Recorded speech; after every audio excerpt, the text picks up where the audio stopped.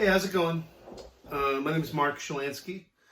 I teach jazz piano and improvisation, and I direct some ensembles at the University of New Hampshire. And I'm here today to talk to you about ways in which you as a piano player can prepare for the New Hampshire Jazz All-State audition. The song My Foolish Heart. What you're responsible for as a piano player is to play the melody of the song while providing chordal accompaniment that goes along with the bass and drums that will be on the recording. First of all, this is a song with lyrics, My Foolish Heart. I'm not sure if the music that you'll be given has the lyrics on it, but you can Google it. The lyrics of the song really help in the phrasing of the melody. For instance, the song begins, the night is like a lovely tune, beware my foolish heart. So, if the melody is written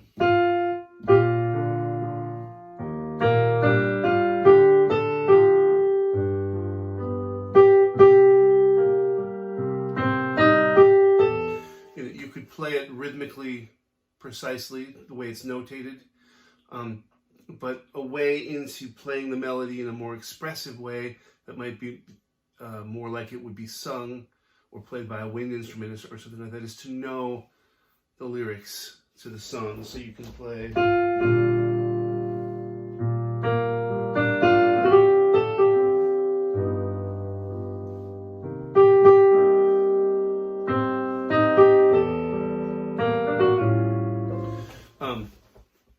You can think about the lyrics and how you would say the lyrics, sing the lyrics, and then play the melody to try and reflect that.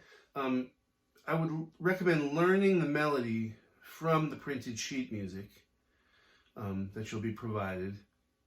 But once you've learned it that way, once you're able to play it, maybe just the melody exactly the way it's written, listen to as many jazz performances of it as you can. And it's very, very easy to do this now with Apple Music, YouTube, Spotify. You can just search for My Foolish Heart. So listen to as many recordings. My favorite recording of this happens to be by Tony Bennett, the popular jazz singer. I consider him a jazz singer, Tony Bennett, accompanied by the piano player Bill Evans. And in fact, Bill Evans recorded this song a number of times with his own group, with his own trio, and also solo. To me, that's sort of the pinnacle of the recordings of this song. It's also been recorded by the trumpeter Roy Hargrove. That's a great version to listen to. Fred Hirsch, the piano player, has played it. Brad Meldau, the piano player. Kenny Barron, Mulgrew Miller, also great piano players to listen to just to learn how to play jazz better. But listen to as many recordings as you can. That's another big suggestion I'd give you.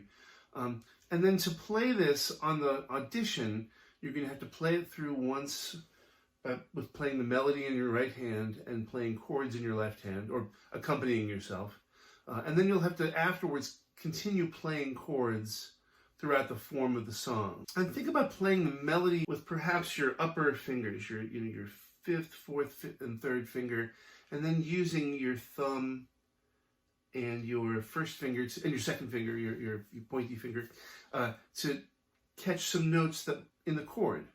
Or maybe, if the melody goes down low, you have those fingers to play the melody. And then with your left hand, there's a couple different approaches to this.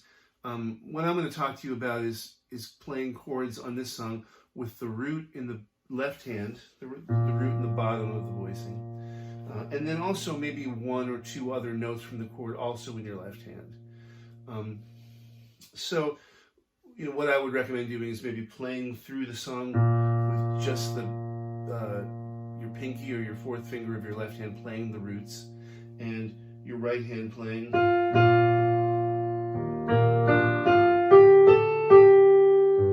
Just playing the melody melody in your right hand and the roots in your left hand. Then, once you can do that, start adding notes to the chord that need to be there. Which notes need to be there? Well, the defining notes of a chord are generally the third of the chord and the seventh of the chord.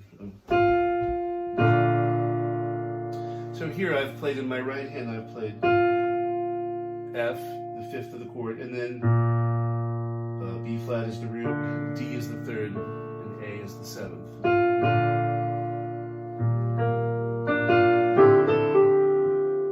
I'll make sure the third and the seventh are in the chord as well, either in my right hand or my left hand. By doing it this way, I can use my chordal fingers, like my first and second fingers, as a rhythmic device too. So this voicing is, I'll give you this is kind of a cool modern jazz voicing. When I say voicing, I mean there's a chord symbol, it's B flat major or B flat major 7, and we can play just the notes of the chord, 1, 3, 5, 7 together.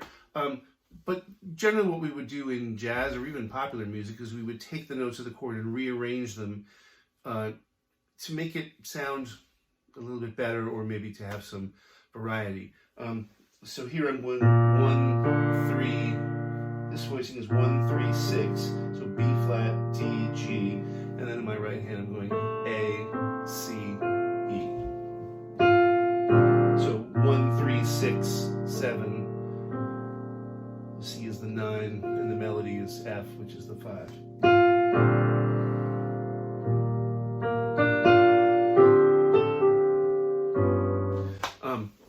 A really good voicing that is good to start with, for instance, is the root in the 7th in the left hand, 1, 7, and the right hand 3, 5, 9.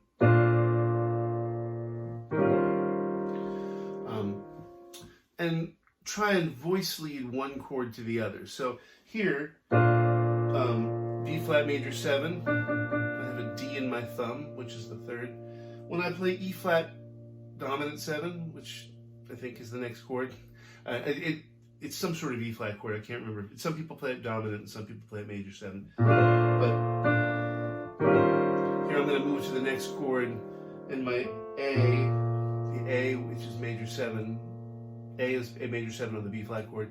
When I go to the E flat chord, the A, I move it to a G. So it's the 3rd of the E flat chord.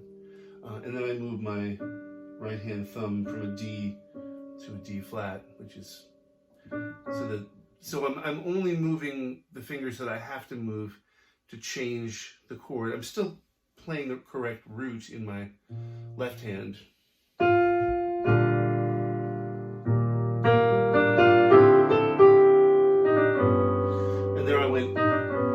I played a little passing line from chord to chord, the little sort of counter melody. And there I'm playing the G7 chord, G, F, B,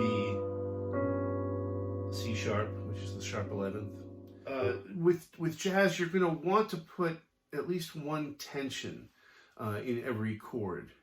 So instead of just playing 1, 3, 5, 7 of a chord, which maybe even the chord symbol tells you that, you'll also want to add a tension to that, a 9, 1, 3, and then the reason we call it a 9 is we stack notes of a chord in thirds. 1, 3, 5, 7, 9. Here's the sharp 11 because it's a major chord, and G is the 6 or the 13. 1, 3, 5, 7, 9, 11, 13.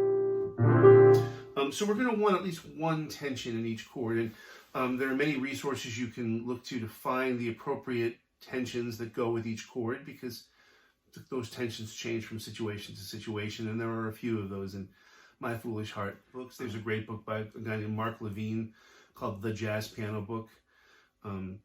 There's a great book by the piano player David Berkman, another book by a guy named Jeb Patton. So My Foolish Heart, so that's the way I'd approach it. Learn the melody, learn the lyrics, listen to multiple versions if you can, and then play the melody with one hand, play the bass line with the other hand at the same time, And then once you can do that, start to add notes from each chord into underneath the melody. So,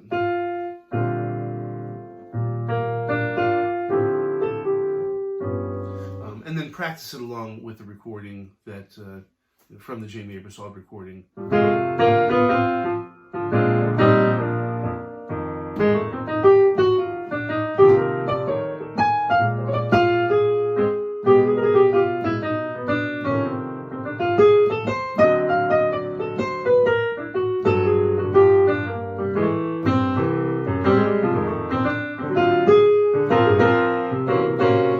So that was a chorus of F blues. And the other thing you have to do for the piano audition for the Jazz All-State audition is you need to play the melody that's been written by the great educator Mark LaForce, great saxophone player, educator, tenor saxophone player, amazing, one of my favorite musicians. He wrote this melody that you will learn to play with your right hand while your left hand is playing chords. But that's one way I actually recommend learning any sort of jazz melody that has a lot of notes. A bebop melody like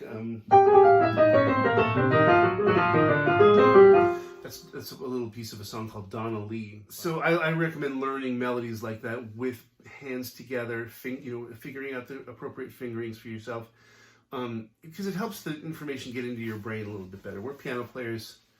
We have two hands, and that's how sometimes we get information into our heads the best. So anyways, so one hand or two hands together, learn to play this melody. And also you're going to want to accent notes that fall off, that are not on the beat a little bit more. Like 1, 2, 3, 4, 1.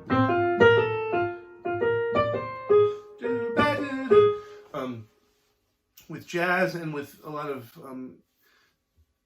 music from the African diaspora, there are accents placed on not the downbeats, but the offbeats, and it helps create a stronger groove to help us, make us move a little bit.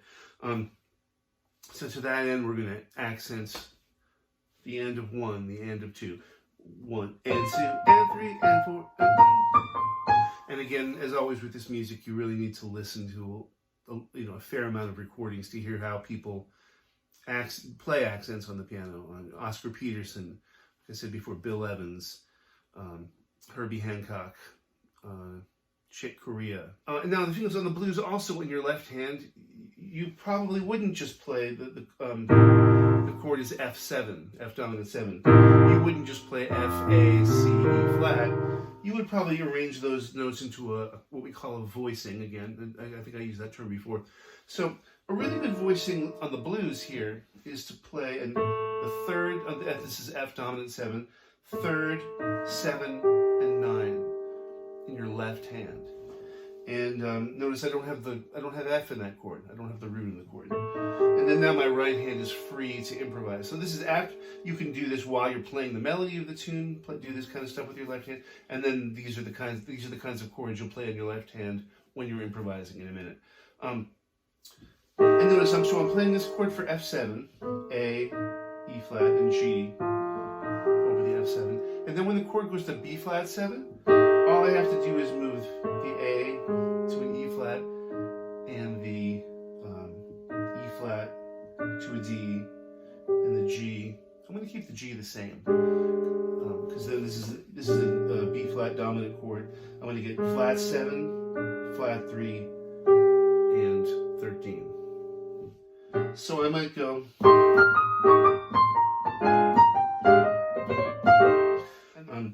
And the thing that I do with my left hand, I can do two different things. I can play a regular pattern with my left hand. I could just play on downbeats, sure.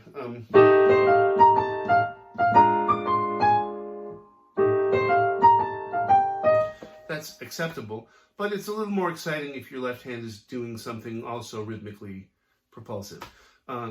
So one thing I recommend is what we would call the Charleston rhythm. Charleston, ba, ba, ba, da, ba, ba. It's a jazz song and dance craze from the 1920s. This is the rhythm. One on the one on the downbeat, and then the end of 2. So 1, 2, 3, 4.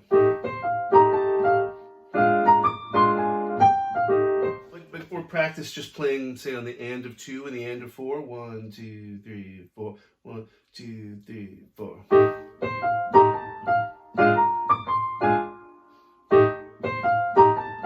One other thing, when you're playing those chords, you can play those chords in sort of a free rhythmic manner that keeps the groove going, but isn't a regular pattern. So like 1, 2, 3, 4.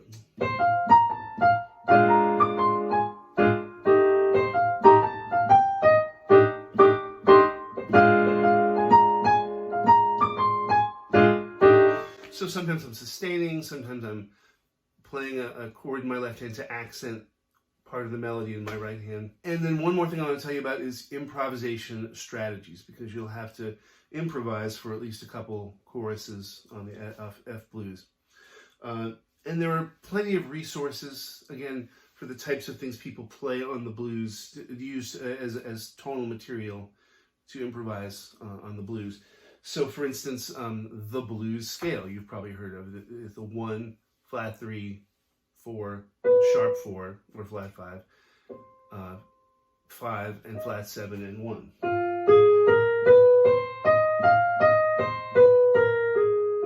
So you can just choose notes from that scale and play a variety of rhythms with them to improvise over the blues, and it will sound, somewhat authentic. And some artists use mainly that material.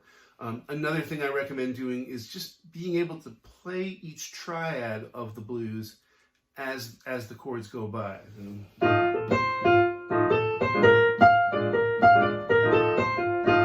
And then once you can get to each triad in time, then maybe put in a passing note or two. So what I'm going to do is I'm just going to play the 1, the 2, the 3, and the 5 of each chord. 2, 3, 4.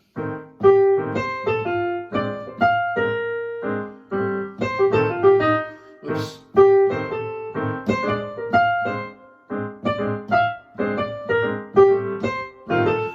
Okay, then after that, then you might assign a different scale to each chord. So for F7,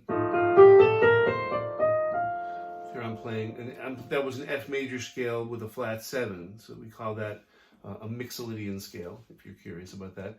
Major scale with a flat 7. And then on the B flat 7 chord, on the 4 chord, I'm going to play same thing again, but from starting on B flat. But the B flat major scale with a flat 7. So 1, 2, 3, 4.